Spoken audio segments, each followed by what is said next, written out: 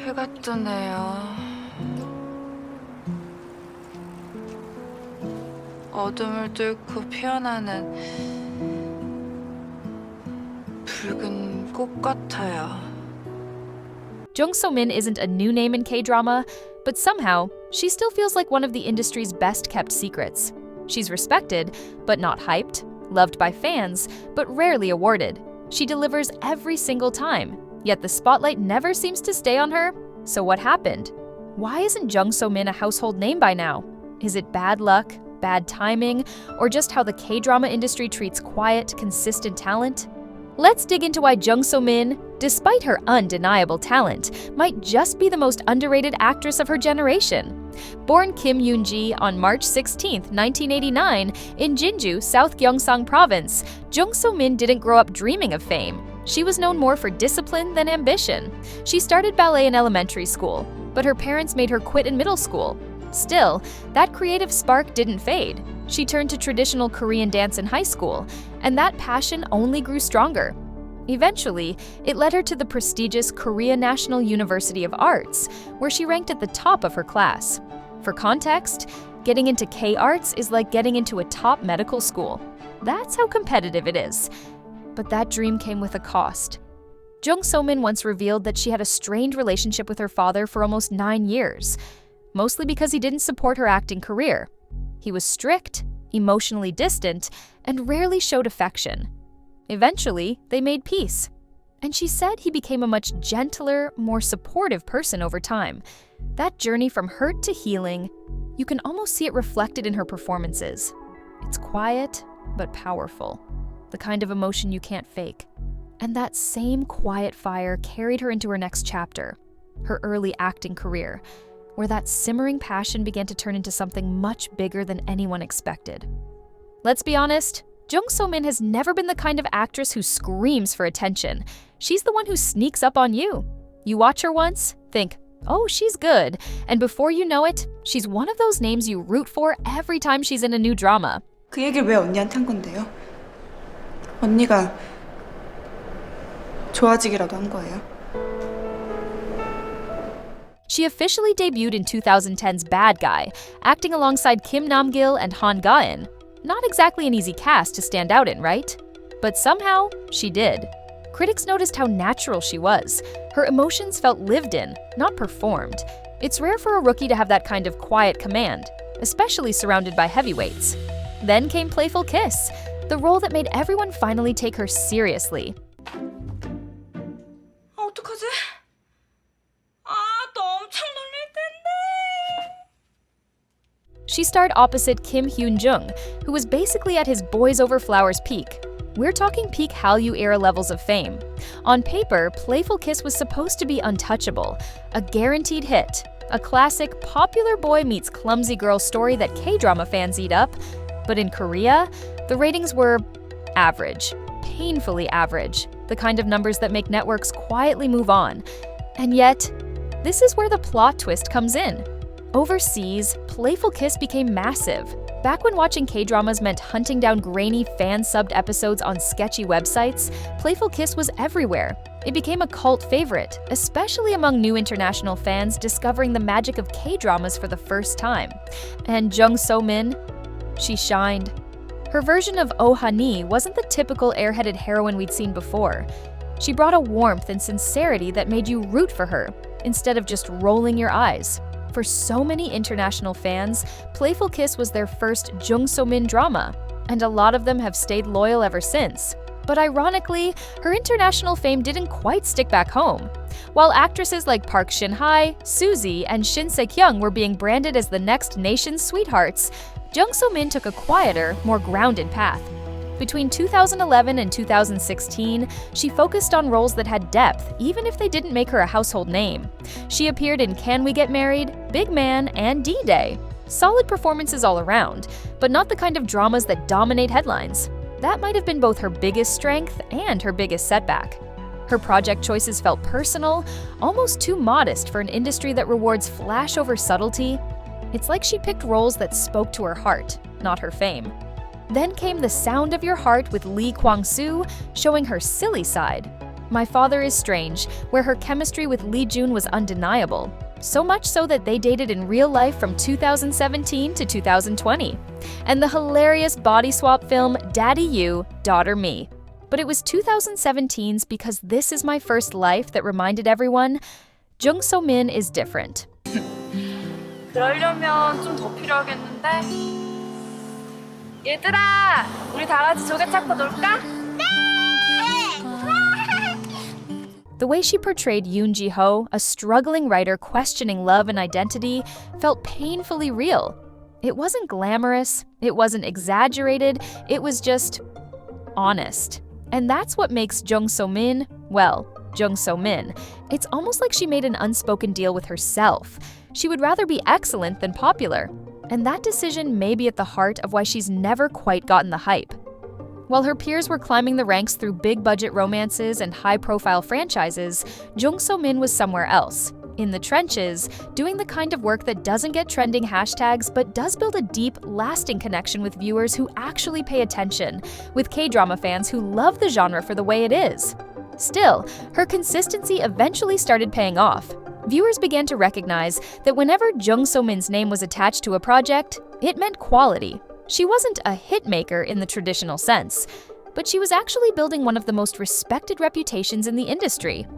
Take the Smile Has Left Your Eyes, a heavy drama with an intense, twisted plot.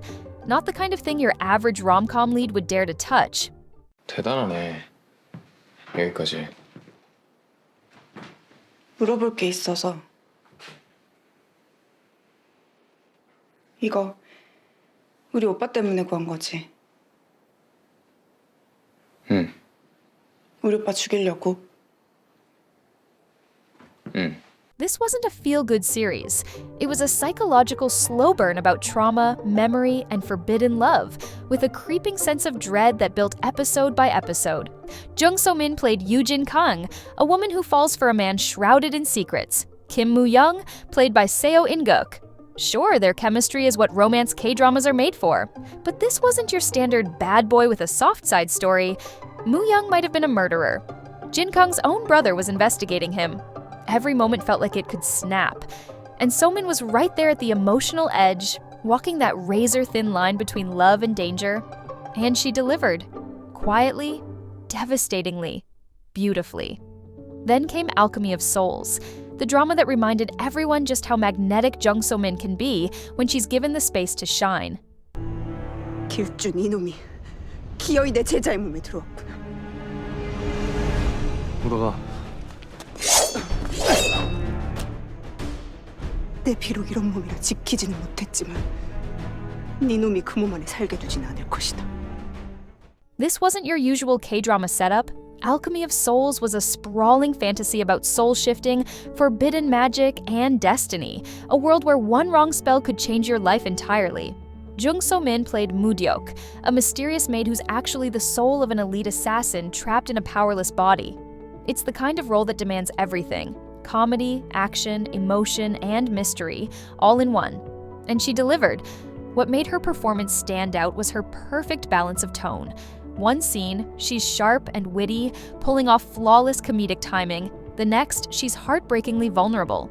She managed to carry the emotional core of the series, grounding a fantasy epic with very real human emotion. And let's not forget, she carried a cast of rising stars, including Lee Jae-wook and Hwang Min-hyun, both relatively new compared to her.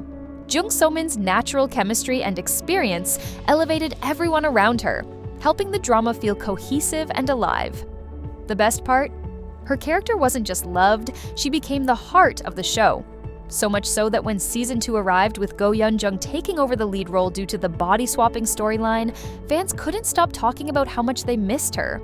Online forums were filled with comments like, "It's not the same without Moo-deok," and "Jung So-min was Alchemy of Souls." Her portrayal of Moo-deok was the perfect example of what makes Jung So-min special.